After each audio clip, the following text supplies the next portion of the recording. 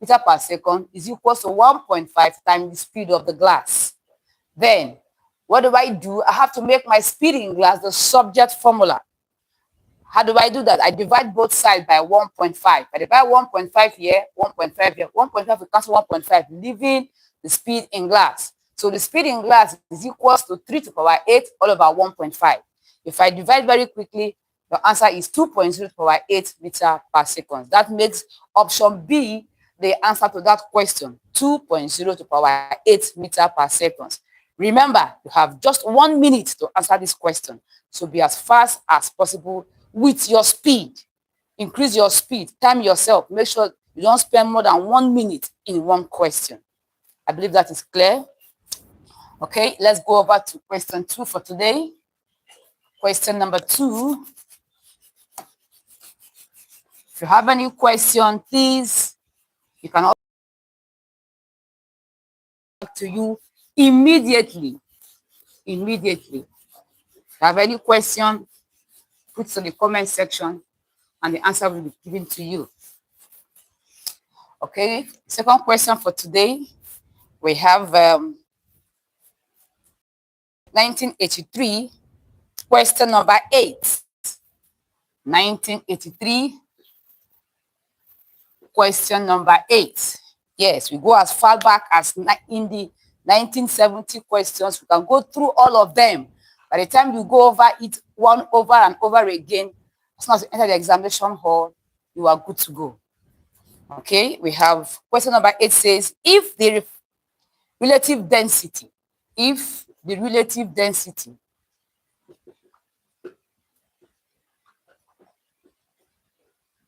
of a metal is 19,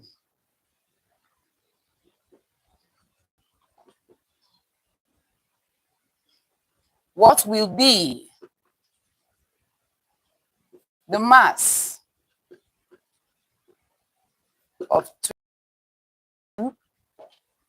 of the metal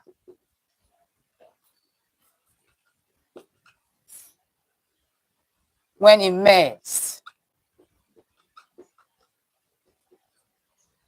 in water?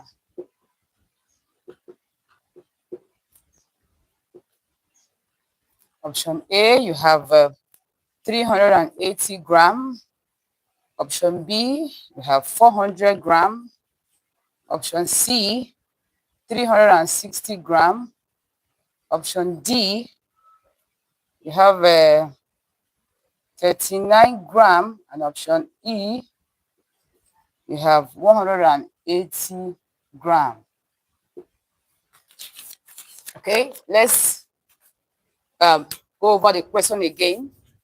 I said it's from 1983, question number 8. And the question says, if the relative density of a metal is 19, what will be the mass of 20 centimeter cube of the metal when it is not immersed in water? Now, the first thing I always tell you, write out your parameters. What are you giving? What are you looking for? Then you can know the formula then to now apply. So the first thing I will do now is when I use the solution, so relative density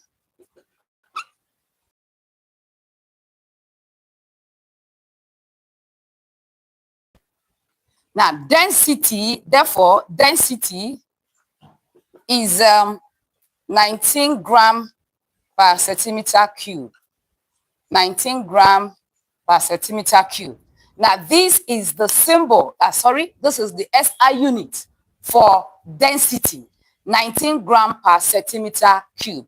And so if relative density is 19, in other words, the density of this metal is 19 grams per centimeter cube. Relative density does not have an SI unit. That is why it's just left like gram per centimeter cube. And so density is 19 grams per centimeter cube. And I'm asked to find mass. Mass is unknown. Mass is unknown. And also given the volume of the metal. Remember, volume is in centimeter cube. Even if it's in the question, it's not given as volume. So that's why I tell my students, make sure you are conversant with your SI units. Very important. Immediately I see 20 centimeter cube, it's speaking about the volume of the metal. The volume of the metal when it's being immersed in water. And so volume is now what? Volume is 20 centimeter cube. Now, density is equal, the formula for density is mass over volume. Mass over volume. Mass over volume. And I'm asked to look for mass. What do I do? Put out your parameter first. I have density as 19 gram. 19 is equals to mass, which is unknown, all over volume, which is 20. So if I make my mass, which is 20 times 19, mass then becomes 20 times 19. I'll be having 380 grams. 380 grams. That makes option A the answer to this particular question. Option A is the correct answer to this particular question. So I go over it again. I said if the relative density of a metal is 19, in other words, if the relative density of a metal is 19, the density of that metal is 19 grams per centimeter cube, because the SI unit for density. And then we are asked to find the mass. If 20 centimeter cube of the metal when immersed in water, in other words, the volume of that water is 20 centimeter cube. 20 centimeter cube. And I'm asked to calculate the mass of that metal being put inside water. Of course, if the metal is quite heavy, it will go down, increasing the volume of the water. But this time I'm asked to calculate the mass of the water. Sorry, the mass of the metal when it's immersed in water. And now, my density is 19 grams per centimeter cube. Mass is unknown. I'm looking for mass. And I'm giving volume as 20 centimeter cube. Now, density as a topic, the formula for density is mass over volume. Mass over volume. And I'm asked to find mass. When I cross multiply, I have mass is equal to density times volume. Density times volume. That's exactly what we did here. The density is 19, mass is unknown, a volume is 20. So when I cross multiply, I have mass is equal to 20 times 19. If I multiply together, I have mass is equal to 380 grams. The SI unit for mass is in gram. It can also be in kilogram. Mass can be in gram, it can be in kilogram. But in this case, it's in gram because the density is gram per centimeter cube. So mass is in gram, volume is in centimeter cube. So density, the mass of the density is in gram. But though the standard unit for mass is in kilogram, but when it comes to density, it is measured in grams. And I believe this question is well understood. It's well understood. If you have any other question, please let me know in the comment section. Okay, we go over to question 3. Question 3. Remember, we are going through questions from over the years, not a particular year. We have done question 1 and 2 from 1983. So our third question is from 2013. 2013. Question number 17. A wire of length 100 centimeter at 30 degrees Celsius has a linear expansivity of 2 to power minus 5 Kelvin. Calculate the length of the wire at temperature of minus 10 degrees Celsius. Option A, I have 99.2,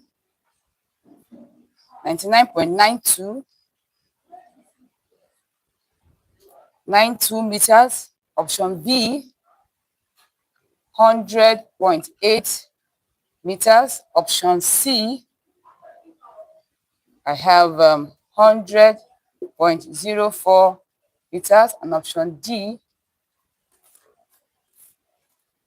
oh, I think I skipped the option D of this question.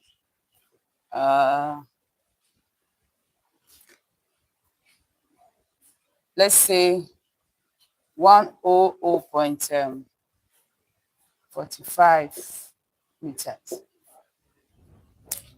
Okay.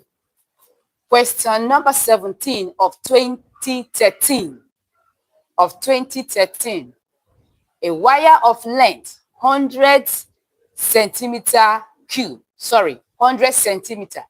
A wire of length 100.0 centimeter at 30 degrees Celsius has a linear expansivity of 2 to the power minus 5 Kelvin.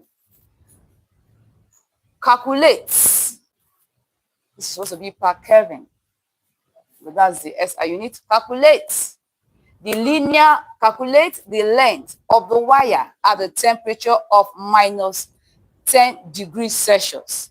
Now, remember you have 1 minute to answer this question, and also write out your parameters. What am I giving? What am I looking for? That's the first thing you do so that you don't run into problem. I know the formula to use. Now, this question is coming out from expansivity of solids, or linear expansivity.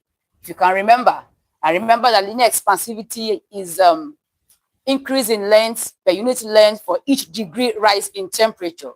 Linear expansivity is defined, or it means increase in length per unit length for each degree rise in temperature, and it is measured in per Kelvin. Now, in this case, and it has a symbol as alpha. Alpha is the symbol for linear expansivity. So alpha is given as what? 2 times 10 to the power minus 5 per Kelvin. And I'm giving the length. Remember, a wire of length is this, which means L1, the first length, or the original length, is 100.0 centimeter. And temperature, remember, it has various temperatures. So the original length, it was at 30 degrees Celsius. Before, it is now probably subject to heat, and the wire has increased. And I'm asked to find the L2 increase in length, and the temperature of the increase is minus 10 degrees Celsius. So theta 1 is what? 30 degrees Celsius. Theta 2 is what? Minus 10 degrees Celsius. And I'm asked to find L2. L2 is unknown.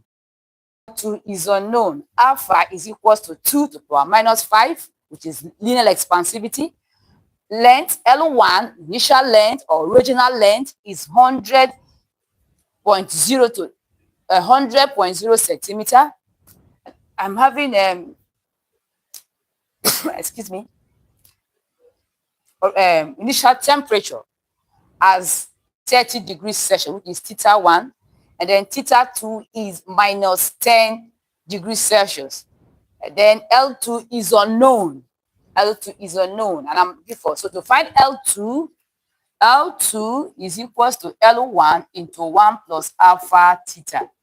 L2 is equals to L1 into, that is bracket close, 1 plus alpha theta. Now, this is the formula to calculate the linear increase in length for linear expansivity.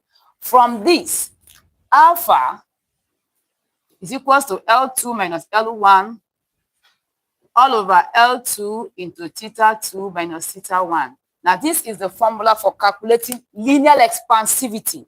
But I'm asked to calculate the L2, which is increase in length. So from there, you can coin that L2 is equals to L1 all over into 1 plus alpha theta. So this is the formula for calculating the increase in length for linear expansivity. That's why I encourage students to also as many formulas as possible. Yes, in physics, we have a lot of formulas. Do yourself a favor to memorize them, know them. Let them become part and parcel of you. When you see a particular topic, the formula comes into your head immediately because you are used to it, because you have been doing it. So I encourage you to always answer as many questions as possible. Every topic you go to, make sure you ensure you know the formulas. Do not learn to forget. Learn to add to the one you've already known before. Okay? So you have L2 is equals to L1 into 1 plus alpha theta. So L2, which is unknown, our L1 is given as what? 100.0 into 1 plus alpha is 2 times 10 to the power minus 5 times theta. Now, so what is theta? Theta is equals to theta 2 minus theta 1. Theta is equals to what's theta 2 is minus 10 minus 30. So theta becomes minus 40 degrees Celsius. Minus 40 degrees Celsius. So theta becomes minus 40 degrees Celsius. 40 degrees Celsius. So L2 is equals to L2 into 100 into 1 plus, if I multiply, so I have 2 times 10 to the power minus 5 times minus 40. Because this is now theta, which is minus 40. L2 is equals to 100 into 1 plus 2 times 10 to the power minus 5 times minus 40. I'll be having minus 0.0008. L2 is equals to 100, which is our L1, into 1 plus 2 to the power minus 5 times minus 40. Now, remember, BODMAS, you do the bracket first. Now, minus 2 times 10 to the power minus 5 times minus 40, I'll be having minus 0.008. So if I subtract 1 from 0.08, I will be having, okay, L2 is equals to 100.0, which is 0.9992.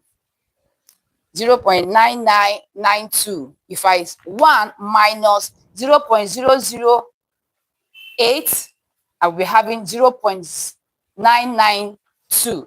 So if I multiply this times this, I'll be having L2 as 99.92 meters. So that makes option A the answer to this particular question. Option A becomes the answer to this particular question. So I go through question number 17 of 2013 again. A wire of length is 100.0 centimeter at 30 degrees Celsius and has a linear expansivity of 2 to the power minus 5 per Kelvin. And I'm asked to calculate.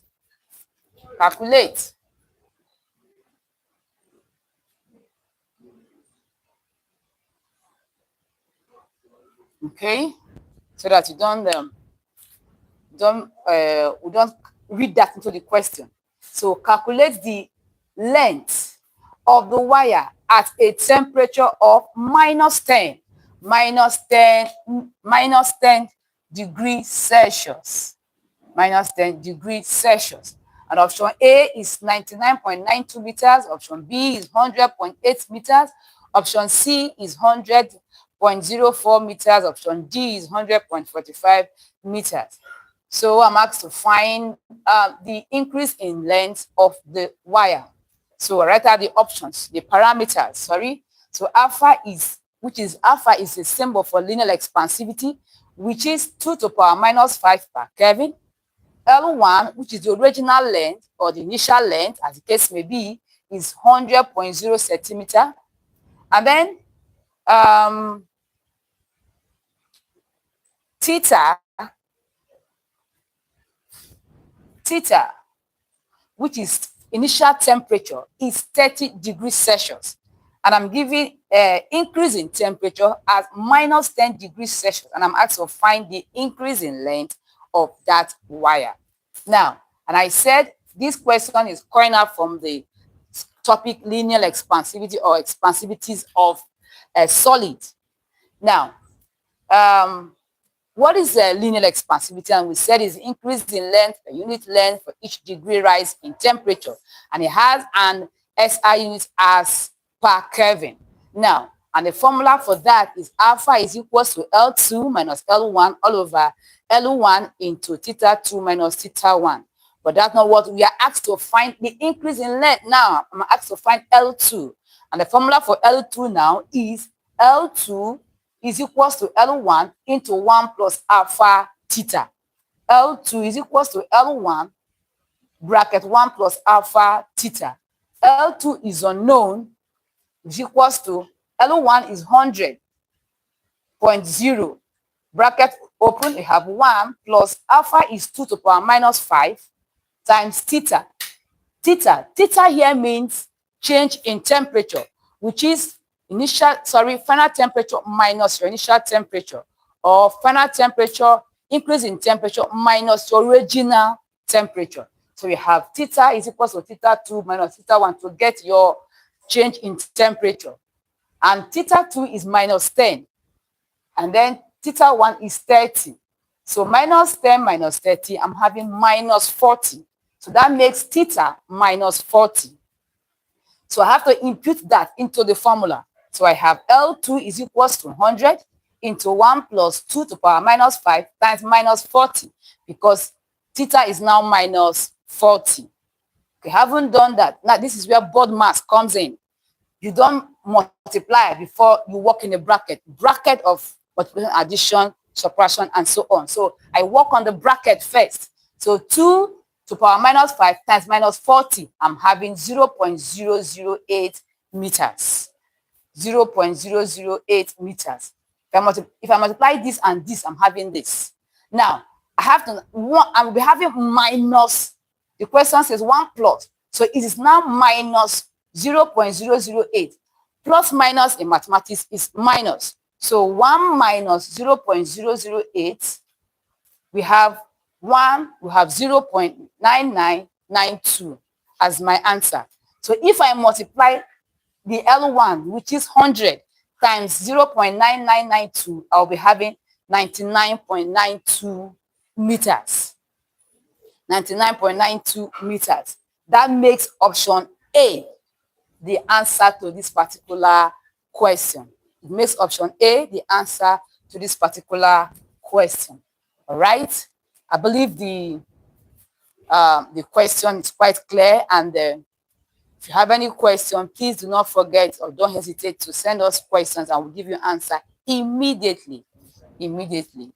Okay? Remember I said in physics we have so many formulas, but all the same, it is doable. You can know as many formulas as possible. The one you know today, you add to it tomorrow, like that. And so don't learn today to forget about tomorrow. Okay? So I think we have done 4 questions for today. Let's go. Question 5. All right. Question 5. Okay, question 4. We have done 3. This is a 2010. 2010. Question number 18. 2010. Question number 18. Heat is radiated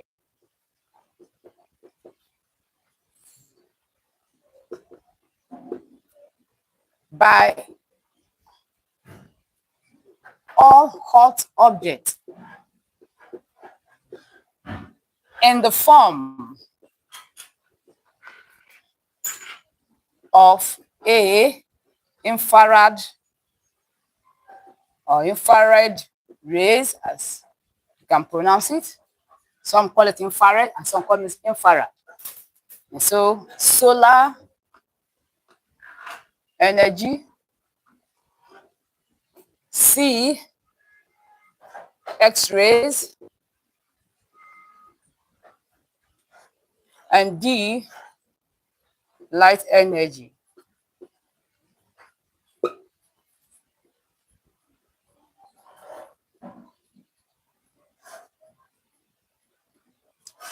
Okay. 2010, question number 18. Heat is radiated by all hot objects, in the form of A, infrared rays, option B, solar energy, option C, X-rays, and option D, light energy. Light energy. Now, immediately you see this question, light energy, D is out from it. Yes, is out from it in as much as that these ones are forms of energy. They don't emit, they don't radiate hot object completely. Light energy, solar energy, not the energy itself. So if we're talking about rays, yes, but not the energy itself. So light energy is out from it, solar energy is out from it. Solar, yes, it radiates heat, good, we know, but it is not a ray, it's an energy. So that rules out the answer. And then X-rays and infrared rays, yes. Heat is radiated to all hot objects in the form of a ray, yes. But what kind of ray? Is it X-ray or is it infrared ray? Now, they are both electromagnetic waves. Whether the infrared ray and the X-ray, they are both electromagnetic wave. But the one that radiates heat in all radiates heat is what? Infrared ray, because infrared ray is a heat ray. Infrared ray is a heat ray. So the option A becomes the correct answer to that particular question. Heat is radiated by all hot objects in the form of what? Infrared rays. Infrared rays. Heat is being released, it's being emitted in a rays. And so, but it's not an X-ray, but infrared ray, because infrared is what? A heat rays. Infrared is a heat ray. So option A becomes the answer to that particular question, not light energy and not solar energy either. Okay? Okay, question 5.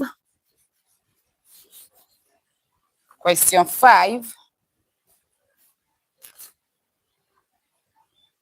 2018, question number 30. 2018, question number 30.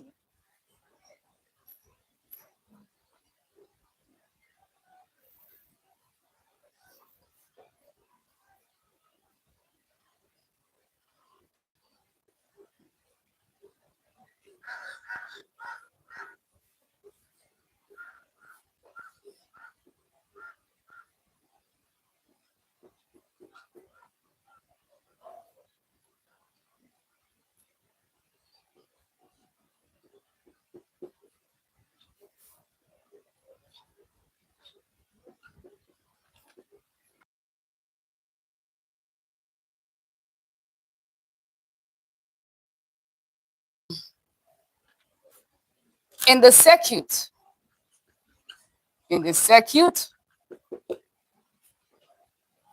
all right, in the AC circuit, let me use the word, in the AC circuit, above, what is the capacitance? What is the capacitive reactance? Option A, you have 2000 ohms. Option B, you have 500 ohms. Option C, you have 200 ohms. And option D, you have 1000 ohms. You have 1000 ohms. Now, read the question again. This is from question 2018, question number 30. And there's a diagram on the board, a circuit diagram on the board. And then you have, in this circuit diagram, in this circuit, AC circuit is an AC circuit. And AC means alternating current. Now, alternating current circuit above, what is the capacitive reactance? What is the capacitive reactance? So when I see these things, I know it's an inductor. This is a symbol for inductor. And this is a symbol for a capacitor. If you look at this diagram, the two lines are equal, so it's a capacitor. But when one of the lines is longer than the other, that one is no longer a capacitor, but a cell. But that's not what we're talking about this morning. And then the potential difference is what? 240 volts. Now, from this question, you know that it is coming up from reactants. And we have two types of reactants. We have capacitive reactants and inductive reactants. And so capacitive reactant has a formula, symbol for capacitive reactant, XC. XC is a symbol for capacitive reactant. And it has a formula as 1 over WC. 1 over WC. The formula for capacitive reactance is 1 over WC, and it is measured in ohms. Capacitive reactance is measured in ohms. That's the SI unit. And so we have XC is equals to 1 over WC. And W is equals to what? 2 pi F. W is 2 pi F. W is 2 pi F. So wherever I have W, I put 2 pi F. Those of us who are conversant with our angular velocity, you should know that. So XC is equals to 1 over 2 pi FC. FC is equals to 1 over 2 pi FC. And from the question, even without asking, once I see the SI unit, that means this is the frequency, 50 over pi hertz. That is why I tell my students, know your SI unit. So once I see 50 over pi, without telling me, no, this is the frequency, I'll automatically know because the SI unit for frequency is in hertz. So the frequency is 50 over pi hertz. So all I need to do is to impute this into this formula to get my capacitive reactance. So XC is giving us what? Is unknown. F is giving us what? 50 all over pi. 50 all over pi. And then what else is still giving? The capacitor, C. C is giving us a capacitor and is in 10 microfarad. 10 microfarad. 10 microfarad means 10 to the power minus 6. 10 times 10 to the power minus 6 farad. We have microfarad, we have nanofarad, we have picofarad, 10 to the power minus 12 as the case may be. But when I see 10 microfarad, I know it is what? 10 to the power minus 6. So 10 microfarad, which is the capacitor, is 10 to the power 10 to the power 10 times 10 to the power minus 6 farad. Okay, having done that, they put all this into the formula.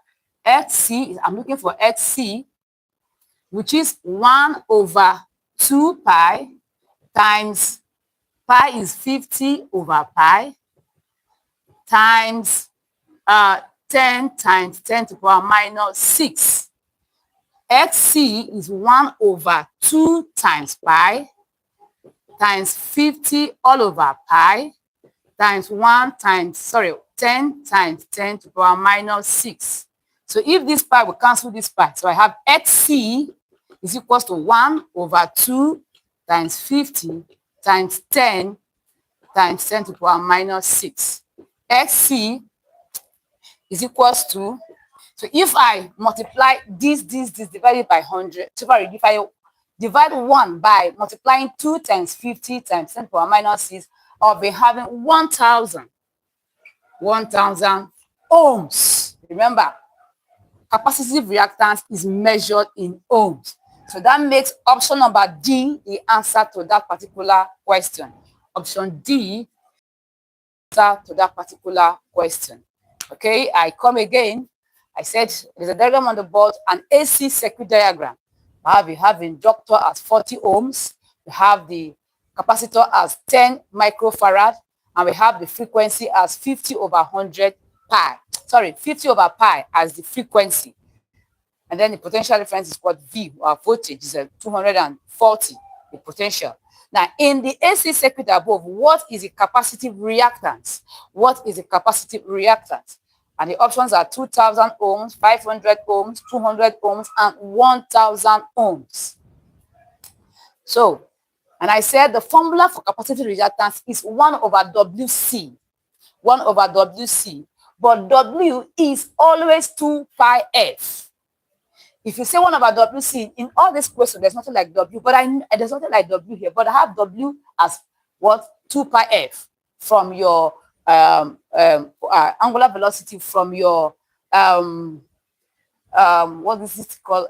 Wave equation. So you have W is equal to 2 pi F. So XC, I'm replacing W by 2 pi F. So wherever I have W, I put 2 pi F C. C is the capacitor, and it's given as 10 microfarad. And I said 10 microfarad means 10 times 10 to the power minus 6, because it's a microfarad. So even if I have 3 microfarad means 3 times 10 to the power minus 6. 8 microfarad, it means 8 times 10 to the power minus 6.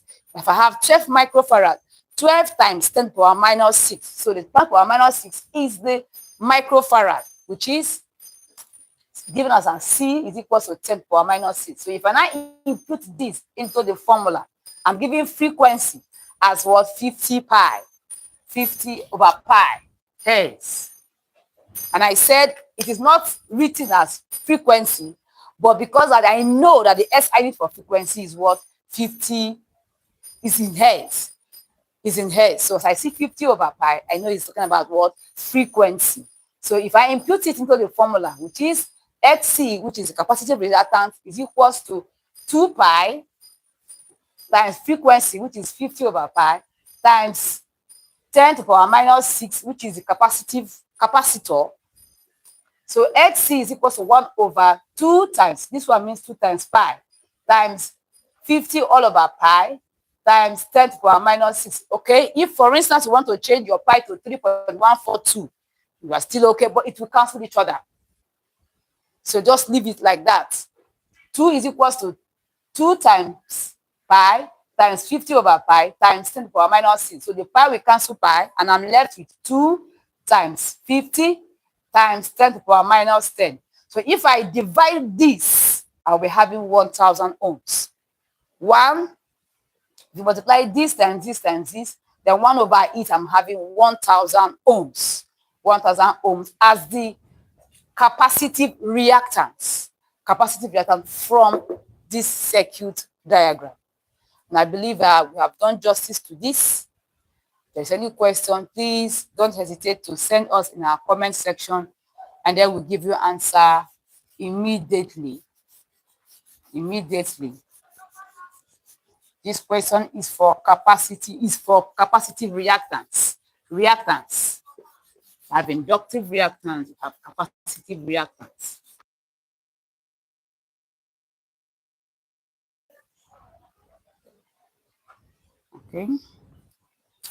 Okay, let's do one question again. We have question number 4, 2021. Question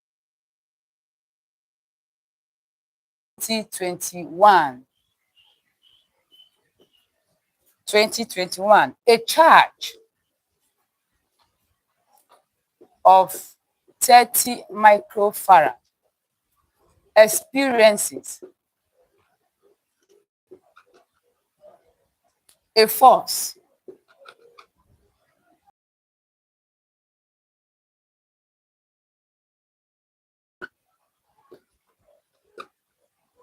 point. The electric field intensity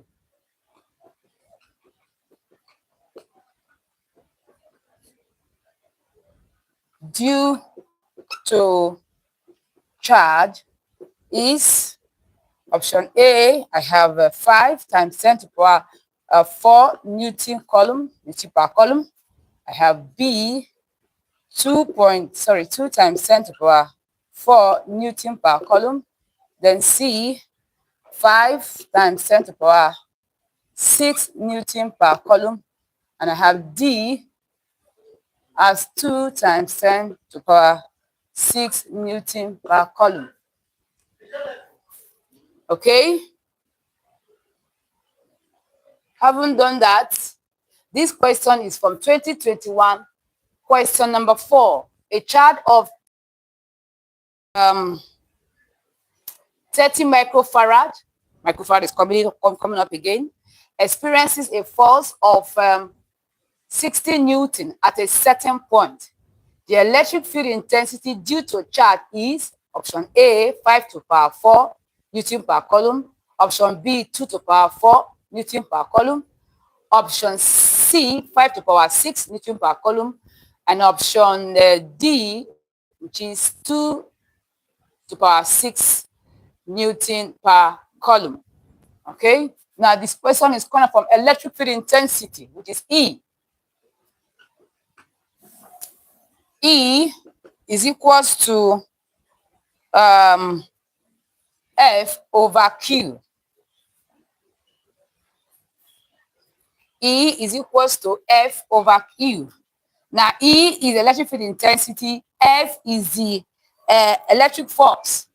E, electric field intensity.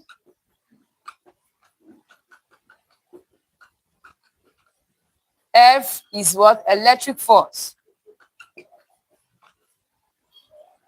Q is a charge in coulomb.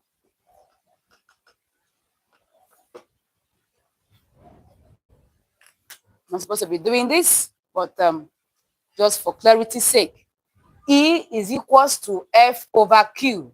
Your E is the electric field intensity, your F is the electric force, and then Q is the charge.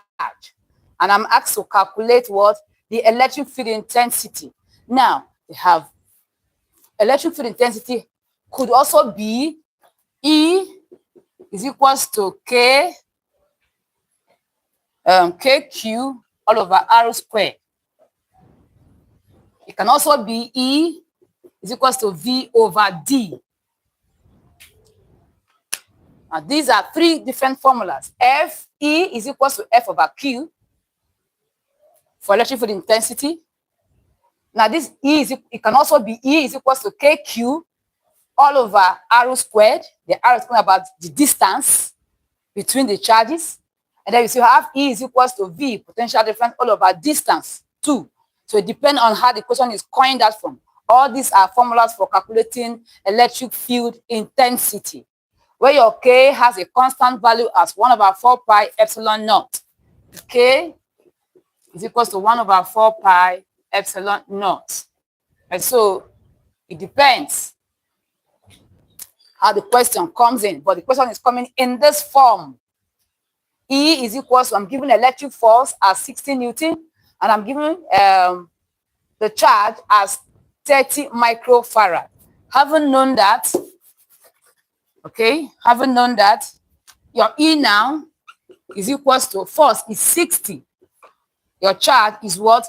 30. Remember, it's 30 microfarad. That gives us to 30 times 10 to the power minus 6. Remember, I told you before that once you see a microfarad, it means 10 to the power minus 6. So even if it's 50 microfarad, it means 50 times 10 to the power minus 6. So just cancel out here 1, 2. So E is equals to 2 times 10 to the power minus 6 Newton per coulomb. Now, this is the Newton per coulomb is the SI unit for electric field intensity. E is equals to 2 times 10 to the power minus 6. That makes option D the answer to that particular question. Option D becomes the answer to that particular question. So I think we have done justice for today, and then we have done about 7 questions. I repeat it again for clarity's sake. A charge of 30 microfarad experiences a force of 60 Newton at a certain point. The electric field intensity due to the charge is, these are the options. And I'm giving I told you before, the formula for electric field intensity is E is equals to F over Q. It can also be E is equals to KQ all over R squared, depending how the question comes. It can also be E is equals to V over D. The V is your potential difference. Your D is the distance between the charge. And so, but in this case, it's coming in this form. So I'm using this formula. E is equals to F over Q. The F is representing electric force. Q and E is what? Electric field intensity. So if I put all this into what I'm giving into the formula, so F is 60 Newton from our question. And then the charge is 30 microfarad, which is 30 to 10 to the power minus 6. So if I divide that very fast, I will have 2 to the power minus 6. 2 times 10 to the power minus 6 Newton per coulomb.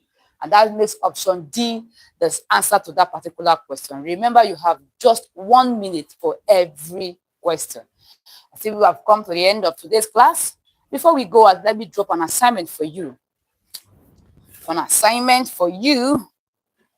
Okay.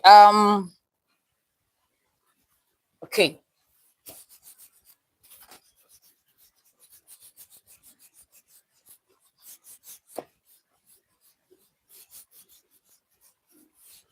Okay.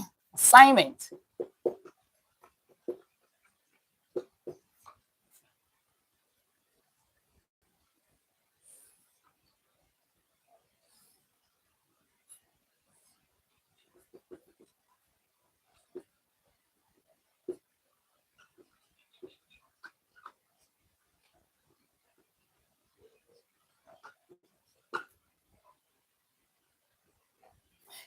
From this diagram,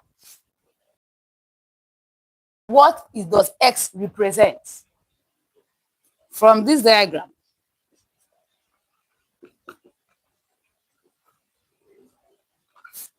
what does X represent?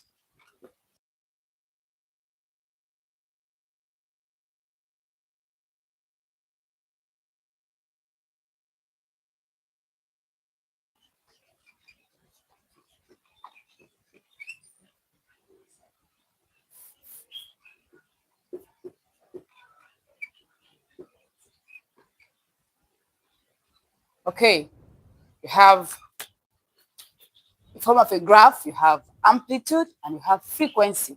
And so what does this X represent? What does this X represent? We'll start from there in our next class, but I want to get your answers before the next class.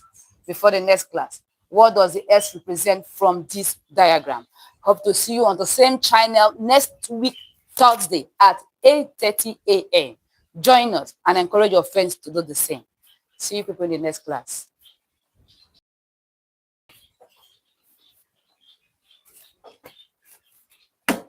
Yeah.